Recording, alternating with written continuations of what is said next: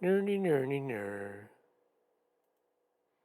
You've entered the glory hole of Palm Swipes After, a beaver trap about the latest episode of Mom Swipes Left, a podcast with two middle aged women who don't smell like urine and maple syrup.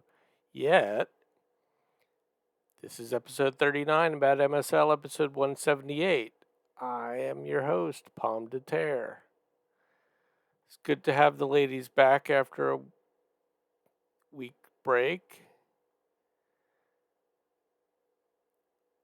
I have the word despite in my notes, but I don't know why. Never mind that. It's somewhat sad that Cardiff is not with us this week, but it is good to have Jen and Carol back. Carol was apparently reading or eating a word of the day calendar while away, and really had to use turgidity in a sentence. No matter how much it killed her, she was going to find a way. Jen spent vacation, it would seem, crushing bugs and smelling them, and perhaps even squishing some insects.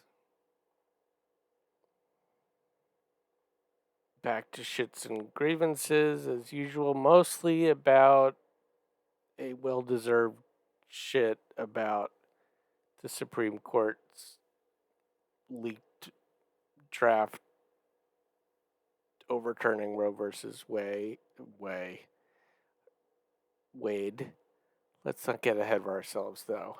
I have an answer to the question about why there is fear that IUDs could be banned if Roe were overturned, and that is because depending how a state law is drafted, it could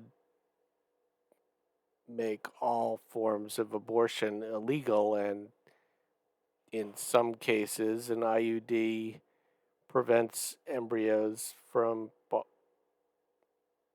fertilized embryos, fertilized eggs will say, because they're not even embryos yet. Don't care. But it prevents them from taking purchase on the uterine wall. So the IUD is in fact committing an abortion. Susan Collins has two lungs. She does have a neurological disorder called spasmodic dysphonia, which causes her voice to waver a bit. As you noted, so does Diane Rehm, so does Robert Kennedy Jr. Imus had emphysema, so he had lung disease, but I don't think spasmodic dysphonia. Fun to say. I'm a little worried we might have to call the ASPCA on Jen for the number of bugs she's killing, sniffing and eating. Although, good protein, I hear.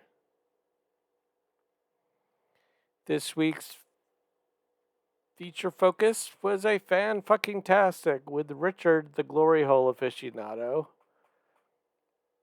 which I have to admit I have a lot of challenges getting my head around some of the logistics, how you find them. I always thought of them just as apparently a tea room, a public bathroom, but apparently it's a whole operation with booths and coin slots and videos and interesting, to be sure.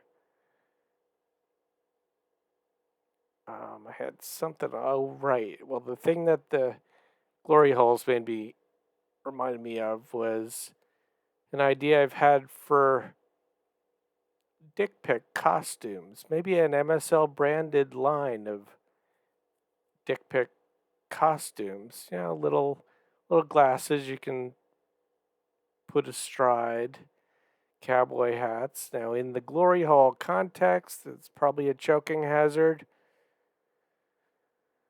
But hey, a potato can dream.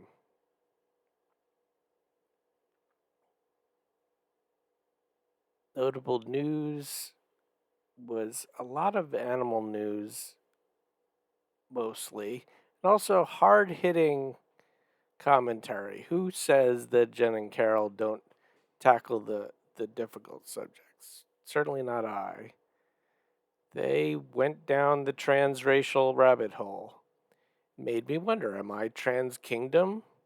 Because I am a human being who identifies as a plant.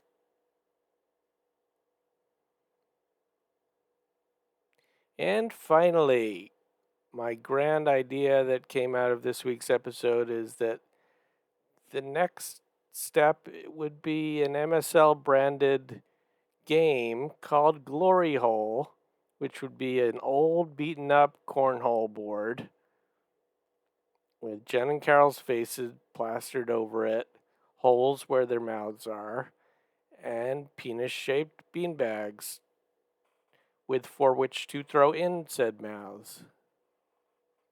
That's all I got. I hope you are all well. See you next week.